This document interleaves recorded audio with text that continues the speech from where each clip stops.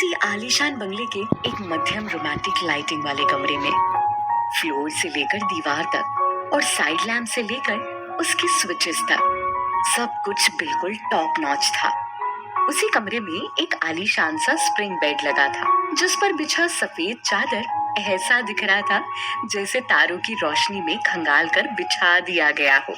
और उसी बेड की सिर्फ टॉप शीट को अपने बदन पर लपेटे तमन्ना उस पर सो रही थी। 22 साल की तमन्ना माथुर स्किन से गोरे रंग की थी, दिखने में नॉर्मल सी, काले बाल, भूरी आंखें और थोड़ा चर्बीदार बदन। आजकल की जुबान में बोले तो चबी थी। दरअसल तमन्ना थी तो उस बिस्तर पर ही, लेकिन लेटी थी नमन के सीने पर और प्यार से उस पर अपनी उंगलियां फिरा रही थी। नमन आहूजा दिखने में एक ठीक ठाक लड़का था। डिसेंट चेहरा, मोटे आईब्रोज और थोड़ा बहुत मस्कुलर बॉडी। उसने तमन्ना की आंखों में देखा और अपनी उंगलियों से उसकी पीठ को सहलाते हुए कहा, बहुत अच्छी लग रही हो। अगर अच्छी ही लग रही हो तो मुझसे शादी क्यों नहीं कर लेते? तमन्ना ने नखरीले अंदाज में कहा। कर लेता अगर दादू ने मुझे तुम्हारे लिए चुना होता, लेकिन उनका मानना है कि तुम तो चिराग के लिए बेटर हो।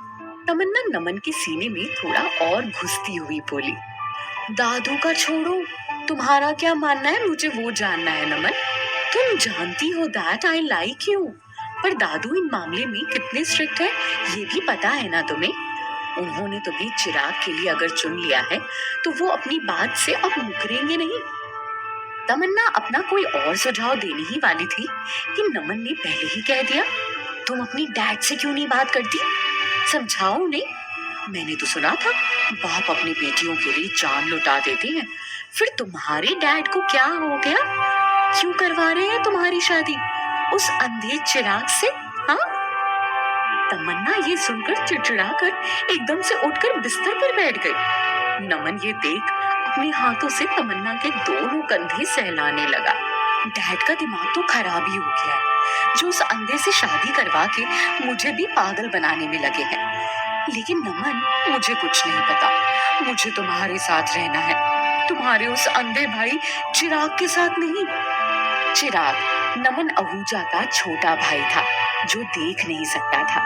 ये जानते हुए भी उसके दादू ने तमन्ना की शादी चिराग से तय कर दी थी। नमन ने उसके साथ लाइन क्रॉस करने में एक बार भी नहीं सोचा। उसने अपने अंधे भाई की मंगेतर के साथ जिस्मानी रिश्ता जोड़कर भाई के रिश्ते को भी अपाहिज कर दिया था। तमन्ना अभी भी मुंह चढ़ाकर बैठी थी। तभी नमन ने एकदम से उसे कहा, मेरे दिमाग में एक आइडिया आ रहा है। तमन्ना ने तुरंत पूछा, क्या? प्लीज बताओ जल्दी। तुम अपने बदले अपनी बहन की शादी क्यों नहीं करवा देती उससे? क्या नाम है उसका? रूही है ना? हाँ, आखिर एक अंधे के लिए उससे बेटर और क्या ही मिल सकती है। बीवी चाहे जैसी हो, उसे कौन सा उसको देखना है। तमन्ना भी बिल्कुल उछल कर बोली, तुम एक्चुअली सही कह रहे हो। पति को कुछ दिखेगा नहीं और बीवी देखकर भी कुछ समझ नहीं पाएगी। क्या सही कॉम्बो होगा दोनों का। मारे खुशी के तमन्ना ने नमन के होठों पर किस कर लिया और नमन ने भी बदले में कसकर उसे गले से लगा लिया। दोनों प्यार में इतने बेपरवाह थे कि उन्हें इस बात का जरा भी अंदाजा नहीं रहा कि उनके कमरे का दरवाजा तक ठीक से बंद नहीं था। कोई अगर थोड़ा भी ध्यान लगा ले तो कमरे में चल रही सारी बातें साफ साफ हर्फ ब हर्फ सुन सकता था। आखिर कमरे के ठीक बाहर बैठी रूही ने सारी बात अपने कानों से सुन ली। रूही गरेवाल 23 साल की एक लड़की थी जो दिखने में बेहद सुंदर थी। बड़ी बड़ी आंखें, तीखी नाक, छोटे से सुंदर से होंठ और शरीर का रंग इतना गोरा कि 10 मिनट धूप में खड़ी हो जाए तो रूह अफ़ज़ा की बोतल लगने लगती थी। इतनी गुलाबी हो जाती थी।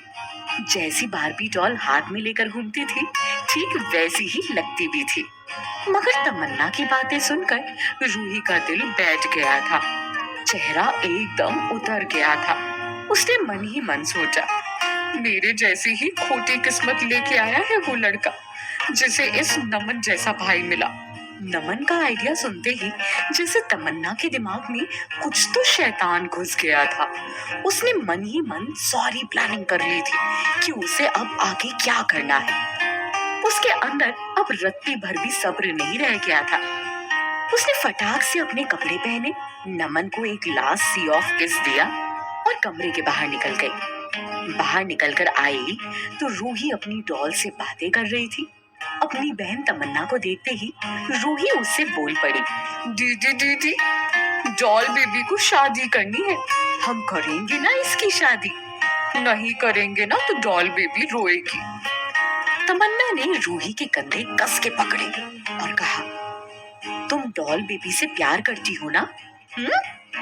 रूही ने बड़ी सी मुस्कान के साथ सर हिलाकर कहा, हाँ, इतना सारा प्यार करती हूँ। तमन्ना ने फिर पूछा, जो डॉल बेबी बोलेगी वो करेगी ना?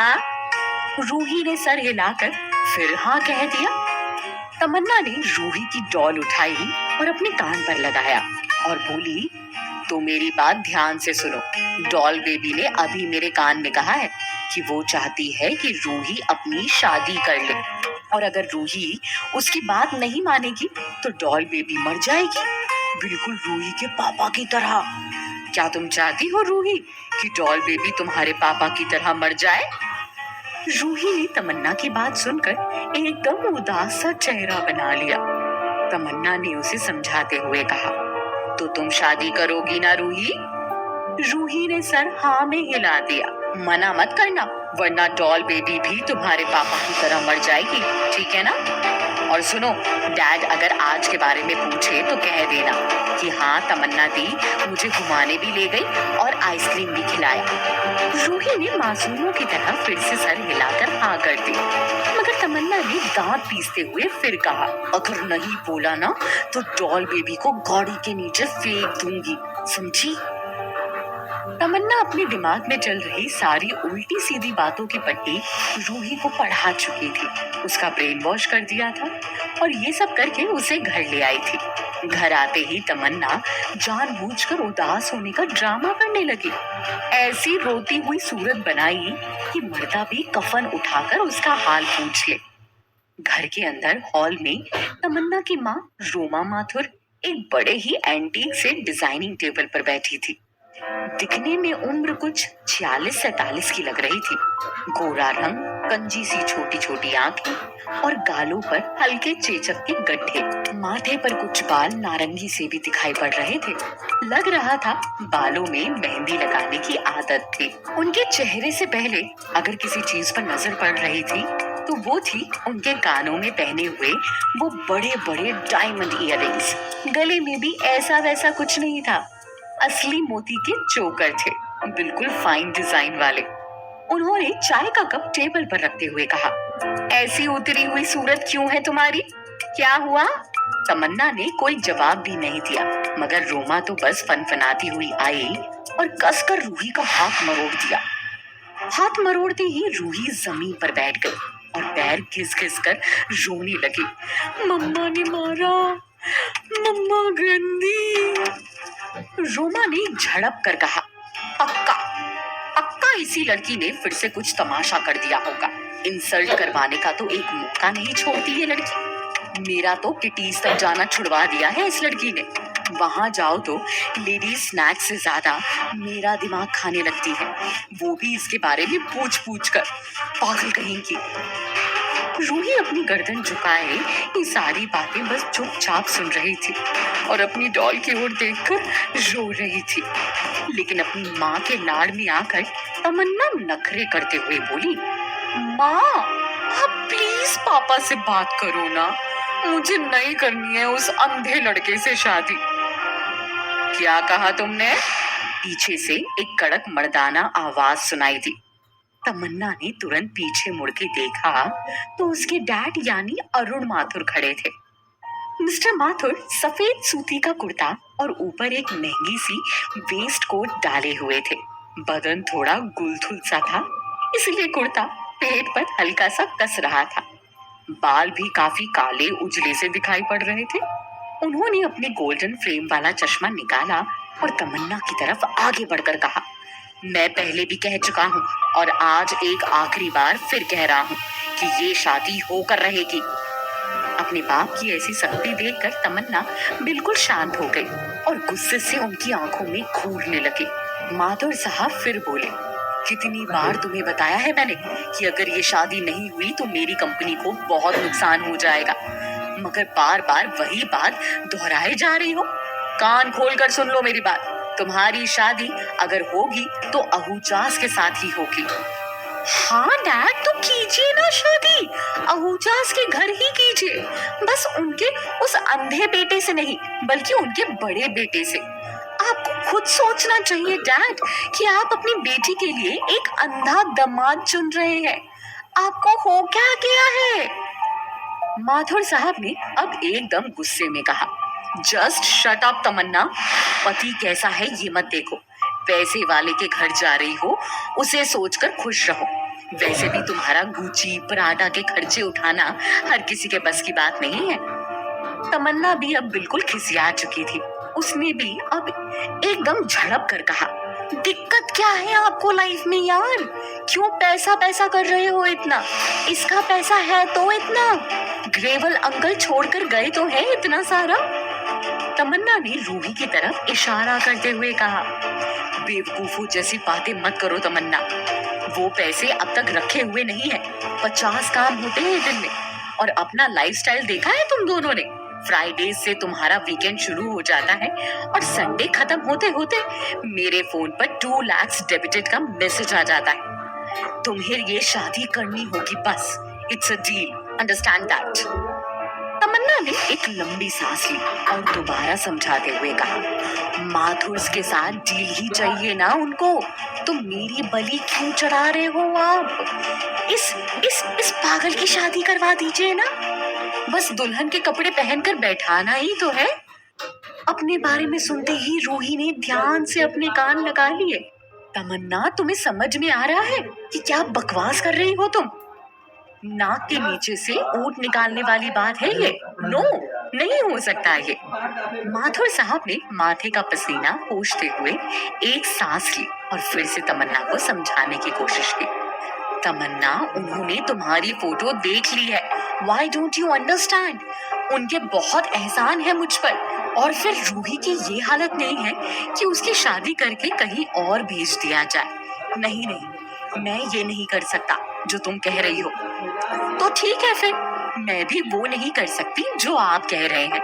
और अगर आपने मेरे साथ कोई जबरदस्ती करने की कोशिश की तो मैं अपनी जान दे दूंगी, पर उस अंधे से शादी नहीं करूंगी।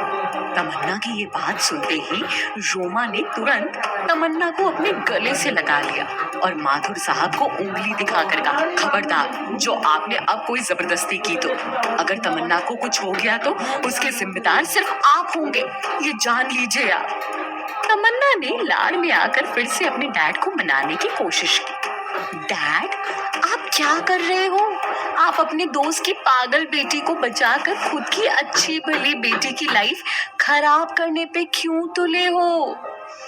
तमन्ना की ऐसी भारी भरकम बातें सुनकर माथुर साहब सोच में पड़ गए और धीरे से बोले, तुम्हें उसे देखकर लगता है कि वो इन सब झमेले में कोऑपरेट कर पाएगी?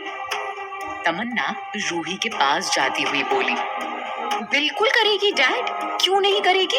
वो तो आज ही कह रही थी कि उसको शादी करनी है ना रूही? बोल रही थी ना तुम? हाँ, करनी है ना तुम्हें शादी? चलो डैड को बताओ। हाँ, रूही खिलखिलाकर हंसी और ताली बजाते हुए बोली, हाँ करनी है शादी, फिर बेबीज भी करना है, मैं बेबीज के साथ खेलूंगी, ओके?